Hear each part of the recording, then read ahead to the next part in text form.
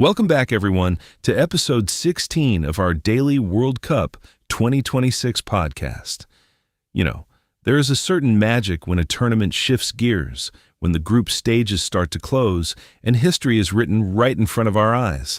I'm Arthur, alongside my daughter Nora. Hi, everyone, and what an episode we have for you today.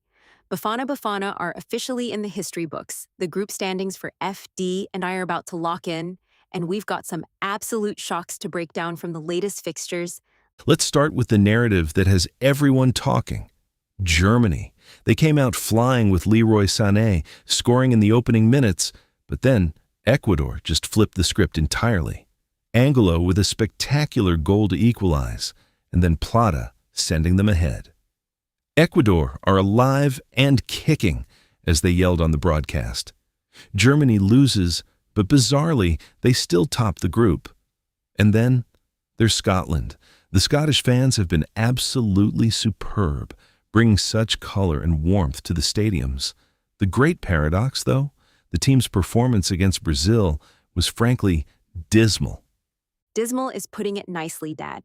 Vinicius Jr. absolutely silenced any lingering critics with 2 more goals, bringing his total to 4 for the tournament. Looking at the metrics, Brazil's expected goals on target was through the roof. As for Germany, it's a fascinating statistical anomaly. They generated a high volume of chances, but their defensive transitions completely fell apart against Ecuador's pace. But the biggest tactical fallout has to be South Africa. Maseko's strike sending them into their first World Cup knockouts with a win over South Korea is the story of the day. They absorbed the pressure perfectly. And just to round out the results, Pepe's brace put Côte d'Ivoire over Curaçao.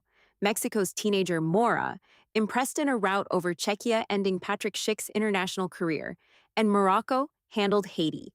Now let's pivot to a team I really want to put under the tactical microscope today. Japan. They are playing this incredibly fluid system that occasionally shifts into a back 3 in possession. What stands out to me is their pressing efficiency. They are leading the tournament in interceptions per 90 minutes, and their tackles per 90 in the middle third are staggering. It's not just running, it's highly coordinated algorithmic pressing. I remember when Japan first started making waves on the global stage back in the late 90s. They always had the technical ability, but what you are describing now, this relentless, organized grit, is something else entirely. It is the perfect marriage of underdog spirit and top-tier tactical discipline. It is beautiful to watch a team operate as a single breathing organism rather than relying on one superstar to bail them out.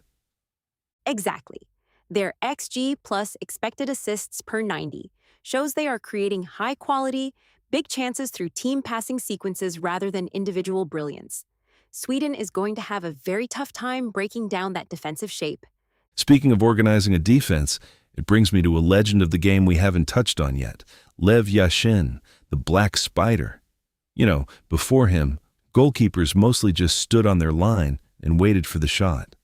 But Yashin had this incredible aura. Dressed all in black, dictating the defense, rushing out of his penalty area to clear the ball. I still get chills thinking about the historic footage of him in the 1958 and 1962 World Cups. He wasn't just a shot stopper, he was a pioneer who completely changed the geometry of how a football team defends. It is so true. In modern terms, he was the original sweeper keeper. Every time we praise a modern goalkeeper for their high starting position, their passing range, or their sweeping actions outside the box, we are basically looking at the evolution of what Yashin started. He laid the blueprint for the modern defensive ecosystem. Now, let's step off the pitch for a second because the culture around this World Cup is taking over the internet. Have you seen the Algerian flags popping up in local lawns?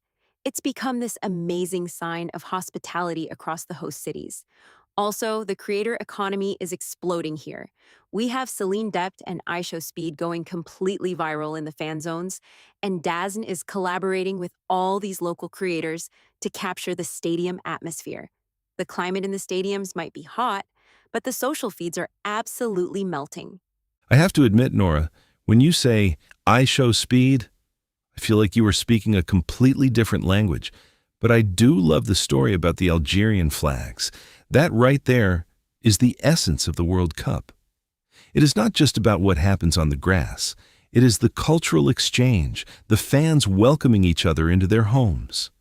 Technology might change, but that global camaraderie remains exactly the same. Looking ahead to today's action, the stakes could not be higher as the standings in groups F, D, and I become final. We have Tunisia facing the Netherlands, Japan taking on Sweden, Turkey against the USA, Paraguay versus Australia, Norway clashing with France, and Senegal playing Iraq. It is an absolute feast of football. It really is. And for Senegal, they desperately need Sadio Mane to rediscover his offensive touch if they want to keep their knockout bid alive. But Dad, I think we both know which match we are going to sit down and watch together later. Oh, without a doubt. Norway against France. It is the heavyweights colliding on the biggest stage. Holland versus Mbappe. The ultimate test of expected goals versus raw, explosive chance creation. Holland is already making the most of his World Cup experience, but France's William Saliba has been massive in defense. It is going to be a tactical chess match disguised as a heavyweight bout. I cannot wait. Thank you all for joining us on this incredible journey today. The tournament is only getting better, and the history books are wide open.